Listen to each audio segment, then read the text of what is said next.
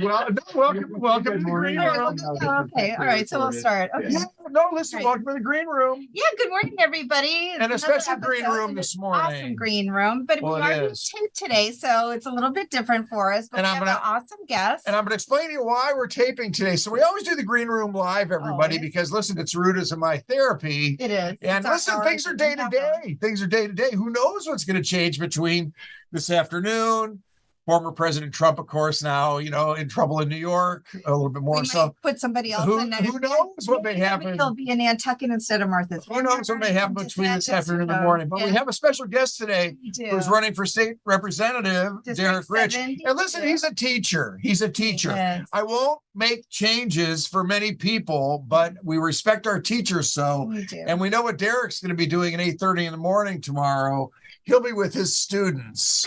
So when the opportunity came to get him this afternoon, I said, of course, we're going to do the taping in the green room because of our respect for what you do, my friend, out there every single day. And Thank you. Listeners, just so that our listeners know, we do have an audience that's not only Florida based, but we do have listeners around the United States. So listen, it's political season everywhere, but here in Florida specifically, so we got to focus on what's important, and that's our local races. So And it's so great for to have those Derek in who today. don't know, honestly, we're coming up on election season, as everybody knows. So today's guest is really special. He's a homegrown boy from Sarasota, Florida.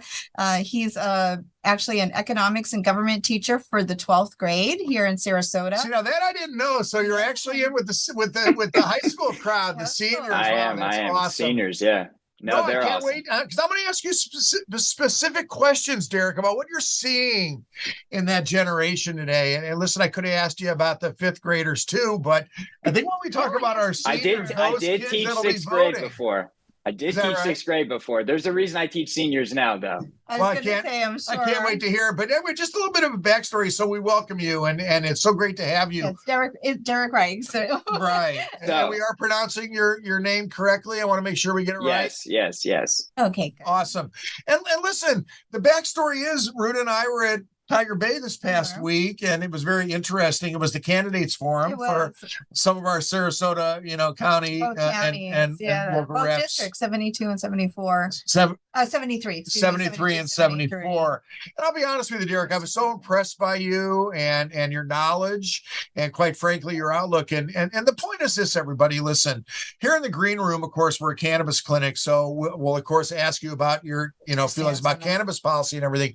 But I think what we know is that it's our local races that are really going to make the difference. We need to focus on them. This is really where the policy changes occur up in Tallahassee with guys like Derek. And I think people just don't realize, we talk about like home rule and things like that.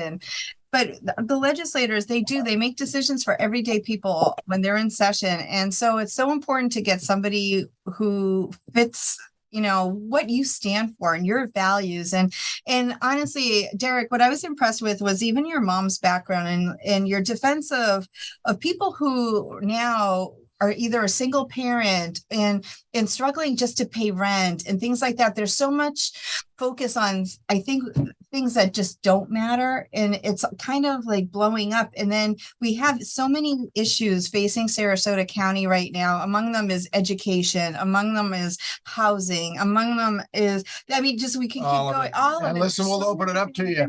Let's hear it from So we have a real Sarasota County born, bred, went to their schools, teaching in the schools now.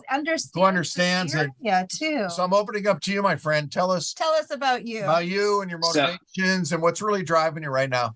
So thank you so much for having me. Yeah, as you guys said, I'm a damn proud Sarasota County native and public school teacher. And that's really why I got into this race.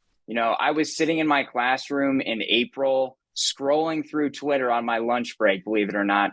And I somehow got to a Florida politics article. It's really funny how the world works because I simply would not be here today if I didn't pull out my phone on my lunch break in April. And I was reading how in the closest state house district in the entire state of Florida, Trump and Biden tied at 49%, and two of the three Democratic school board candidates won by 4%. This is a district that is a complete toss-up, and Fiona McFarland had no opponent. And that really upset me because earlier this spring, Fiona McFarland, she voted to cut $12 million from Sarasota County schools and Florida's record House budget because we had a mask mandate for a couple of weeks. And even if you disagree with the mask mandate, you know, that's our taxpayer dollars. And who goes to Tallahassee and votes to sell out their own community's children and give away taxpayer funds from their own county's voters? And it just really upset me because, like you guys said, I'm born and raised here. I spent every single minute as a K-12 student in Sarasota County schools, and I come from a working class background. I'm the first one in my family to get a bachelor's degree, to get a master's degree. My mother, you know, single mother of 4, was a waitress, and so we struggled.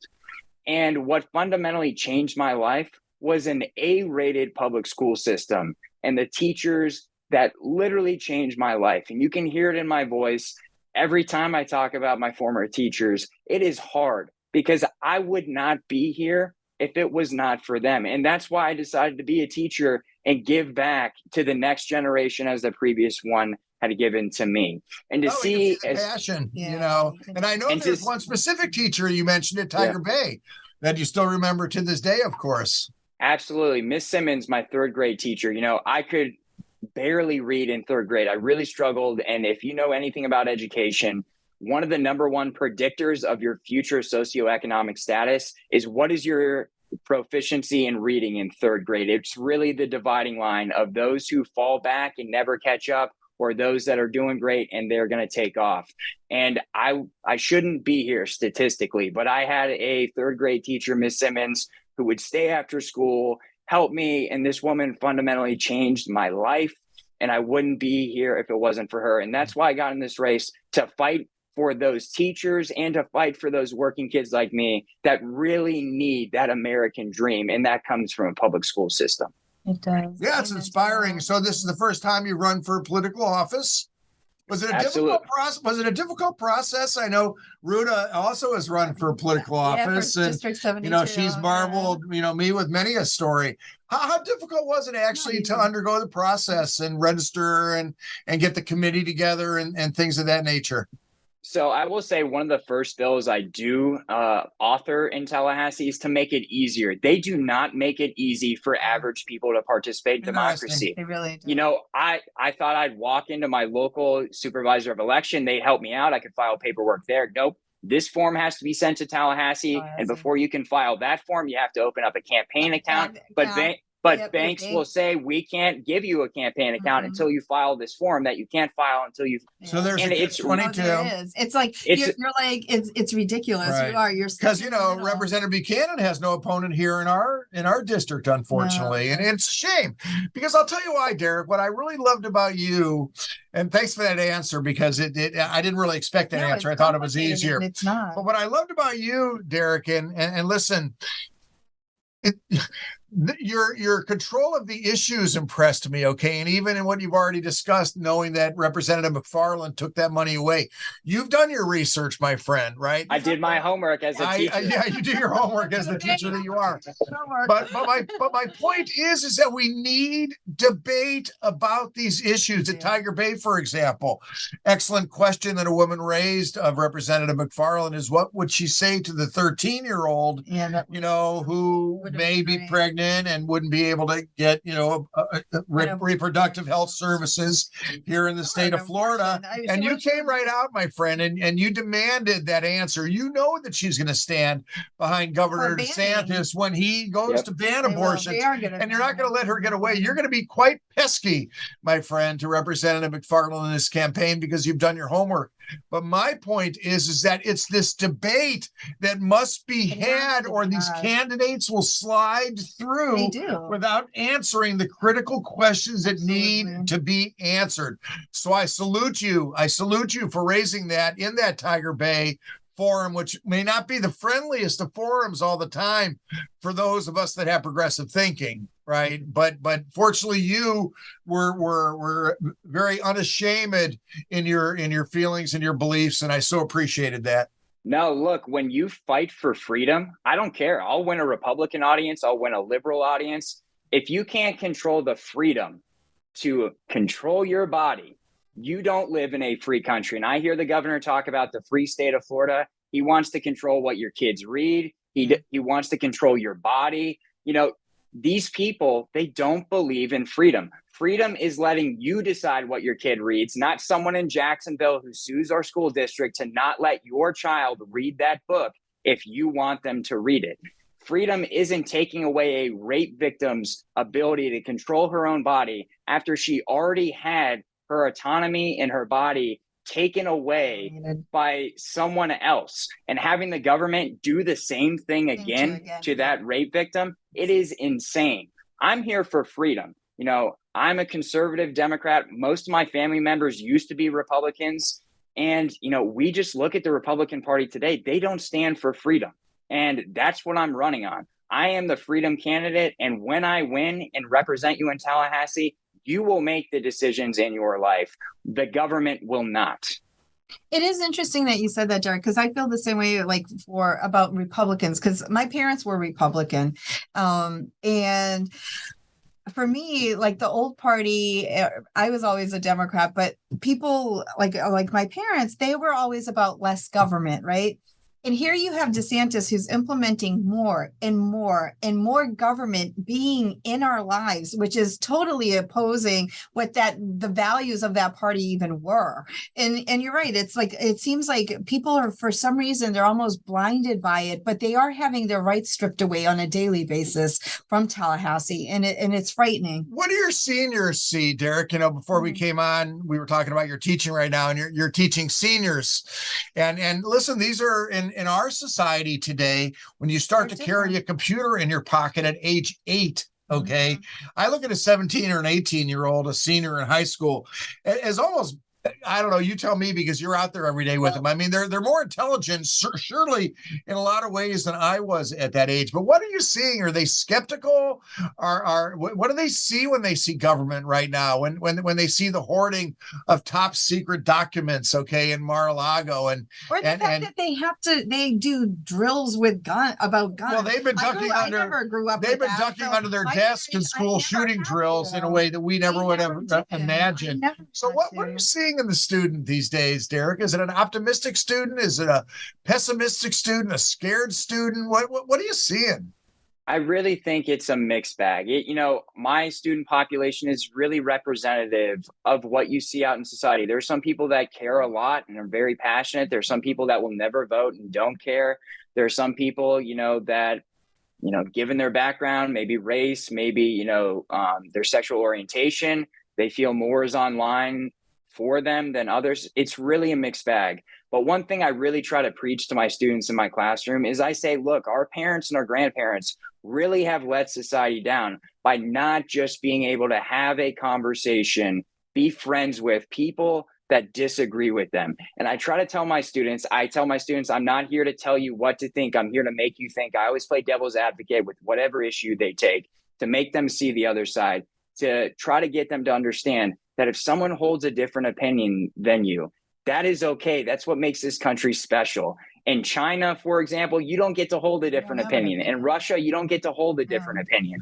And I really just try to preach to my students that regardless of what positions you hold, please don't make the same mistake that prior two generations have, and not befriend people, hate people because of their political beliefs. Our country, look at how bad of a situation we are in today. We're so divisive right now. It can't take a third generation. Like my best friend who lives in the Panhandle, I went to Florida State with, if I have a child one day, he will be the godfather. We have completely different policy views. I do too. But we share the same values. I know if something were to happen to me, my future child would be raised right, be very respectful, care about education, be a great human being. And we have to start humanizing one another. And that's really what I try to teach my students. I'm going to ask you the same question about your teaching colleagues, Derek, because you're professing what we all want to have our teacher do, to raise issues with our students, especially our high school students, to question, okay, I mean, the whole, don't say gay and anti-woke and this and that. Did you feel pressure pressure as a teacher to kind of follow a certain, dictum now that's coming down from Tallahassee? And because we've heard so much about that and how there's such a lack of good teachers these days, and the teacher shortage, and how veterans and first responders, well, they can teach too. No, not everybody can teach. There's expertise and passion to teaching. There's passion to teaching. So I worry about you and your colleagues that bring the passion that you bring every day, feeling heat from above, not to be able to do what you know is best for these kids. Yeah, and let me just say that I have never brought my own politics in the classroom. Most of my students prior to this, and again, I still don't talk about this. If one of my students sees a sign, I just say, I don't know what you're talking about. That's a good looking guy, but that's not me. And, I talk to him about, listen, we need to actually have conversations where we disagree. And I told you, I play devil's advocate, and I haven't changed because, again, my students think I'm a Republican because a lot of them are liberal because they're younger. And so I'm like, okay, if you're going to argue the liberal point, I'm going to argue the conservative one because I want you to see the whole perspective. So most of my students thought I was a Republican because that's what I was tend to have to argue. And now I'm not scared, but I'm like, am I going to get sued if someone's feelings get hurt? Because I have to argue a conservative talking point to a liberal student and they feel they're uncomfortable. So they're going to sue me, and vice versa. And it's such a bad place to be when you talk about academic freedom, because the teachers that I had, they absolutely challenged my beliefs, and they didn't do it to change it. They did it to make me see the other side. And I'm so grateful that they did. And when you look at some of the things that have changed in education, the governor accuses teachers like myself of indoctrinating, which isn't true whatsoever. I teach government, the government standards starting next year for all Florida high school students remove Roe v. Wade from the standard. And that was done before Dobbs was even contested in the court. So he's removing one of the most important Supreme Court decisions ever because it disagreed with his political viewpoint. And, even today, don't tell political, but excuse me, Derek, this is one thing I want to ask you. And I apologize for the interruption. No, of course. Because we're talking about their political views. These are not political views. These are religious views. And I think the problem is with our governor and a lot of our politicians nowadays, they're actually not governing by or even thinking of the political side. Because as a politician, in hoping you get to Tallahassee, which I'm hoping you do, you're supposed to represent the liberal views and the conservative views. You represent the Constitution. Everybody. Yes. Quite frankly. And this is why I get so upset, because their decrees are religious decrees. Well, it's a theocracy. It's a theocracy, and it's turning more heavily into a theocracy. So I applaud you, one, for like having that openness of hearing both sides and representing both sides, and because it's important, because it's not. I hate when politicians, and even when I ran for office, I hated when somebody is like, what's your opinion? Well, it's not my opinion that matters. I have a stance, yes, but I talk about what you want because it's you. It's not me. I'm just the voice, but I'm supposed to represent everybody. So I hate when they're like, well, it's my opinion. It's not my opinion. If you get elected, it's everybody's opinion. And so and that's one thing that I get passionate about, because it's one of my pet peeves. And I'm just like, but I just wanted to ask you a couple of other questions. So should you make it up to Tallahassee? I know there's a lot of frustrations there because obviously as a Democrat on the ticket and you get in, there's a heavy Republican majority. So how do you see getting anything really accomplished there? I know you'll fight and you'll be, reaching out, but give me like your projections on what's going to happen should you get to Tallahassee for yourself. So you're absolutely right. And I'm going to hold this seat for 8 years until I'm termed out. And then I'm going to go back to being a teacher, what I love doing. But yeah, during those 8 years, when I win re-election 4 times, including this one, I'm not going to have a Democratic majority. And the problem that happens today, whether it's in Washington, D.C. or Tallahassee, is people don't just buy other people a drink and talk about their family and humanize them. Joe Gruters and I don't agree on a lot of things, but we both went to Florida State, and I'm going to buy him a drink. We're going to go to a game, and we're not going to talk about politics. We're just going to talk about each other's families. Nice. And then when we humanize one another, an issue that affects both of our constituencies, Democrats, Republicans, independents, people that vote, don't vote, affordable housing. If we can't fix affordable housing, an issue that affects everyone, then, kind of what the hell are we doing as lawmakers? And so it's all about humanizing one another, buying people you really disagree with a drink, and talking about sports, anything else besides politics. Cannabis is always a good one to talk about. Absolutely. The green issue on both sides. We know Senator Gruder's views on it because he's been here in the green room with us, but I love your approach. No, but even Gruder's, even some of the politicians, we have a lot that come in on our green room, both sides of the aisle.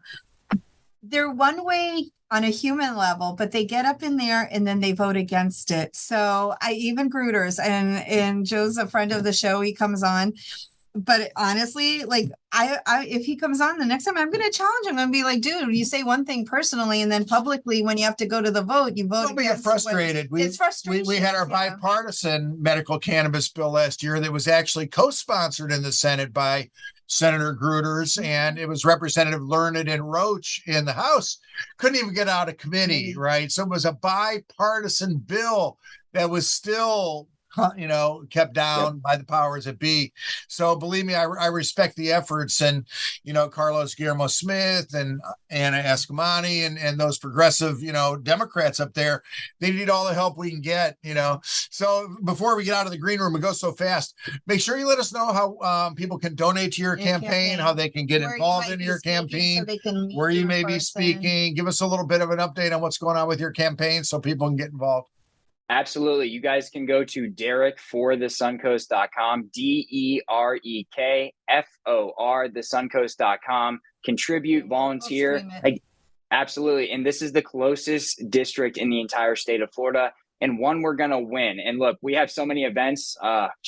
Sarah, my campaign manager, is texting me again. I don't even know day to day. I check my calendar at night, but we are speaking all over the place. If there's an event in the district, there's a decent chance I'll be there. And we're going to send a teacher to Tallahassee, and a Sarasota County native is actually going to represent us in the right way. I promise you that. That's awesome. Give us your final. Final. Well, hang on. I want to ask at least the basic cannabis question. My suspicion is you are in favor of medical cannabis, and I don't want to put words in your mouth. What do you feel about legal adult use as we go forward and look into the future? I fully support it. I mean, go to any college campus and go to the college Republicans anywhere else, and it's a Saturday night, you will get the same smell. And at the end of the day, like I said, I'm all about freedom. If you don't want to use marijuana products, don't use them. Freedom. If you want to, that should be your right as well. And it's pretty simple. Let adults make the decisions, not the government. In a safe, regulated, educated, system, which I think just makes, sense for all. I agree. So give us your little stump on the way out, and what are the other issues that you may be focused on? I know I got something from my insurance. I got something from my insurance guy today. Insurance and housing are he has to give me a new policy because he says 10 in a row have all gone out of biz and everything. It's crazy. So there's so much going on. Clean water. I mean, believe me, you have your issues, I'm sure. Absolutely. Look, affordable housing is something that impacts everyone. As a teacher, I don't just provide empathy. I struggle through it. And that's what makes me unique as a candidate.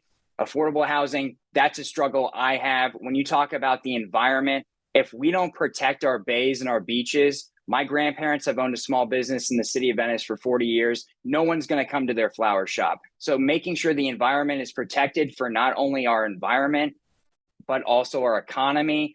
And look, protecting a woman's right to choose. My sister will not grow up in a state where my mother had more rights than she did. And like I said, I'm a teacher. That's near and dear to my heart. I'm going to actually go care about third grade literacy scores more than I care about culture wars. And I'm going to deliver for the working class children in Sarasota County. Awesome. Yeah. So glad listen, it was awesome meeting you. I can't wait to give you a tour of the clinic. Come on into your convenience, of course. And we wish you luck. And keep doing what you do with the kids every day, all day, man. Donate, because campaign running for office is not cheap and it's hard. And you always have to get on the phone and ask people for money. So much nicer if people just go online and donate. So please go on and donate because and stand for a candidate that stands for you. And if you're local, come out to one of the events, everybody. It's a great opportunity to meet and you meet know, somebody somebody like Derek who's out there. And listen, as a young man that you are, I salute you for your passion. I hope that you can bring others, and I hate any term, millennials or whatever the heck they call you guys these days. I'm messing with you.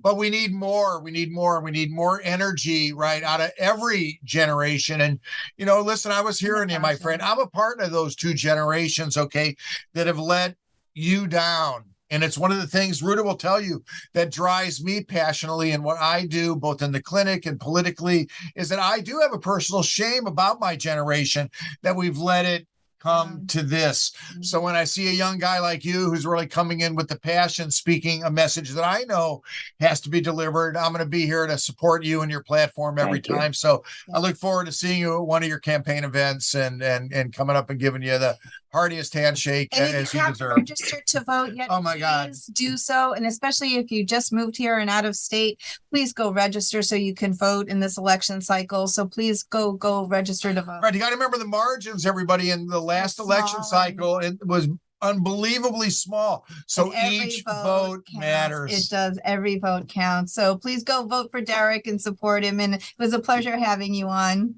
We'll see you next week in the green room. Thank you. And see everyone next week on the green room. Take care, everyone. Stay safe and healthy, Derek. Thank you as well. Awesome.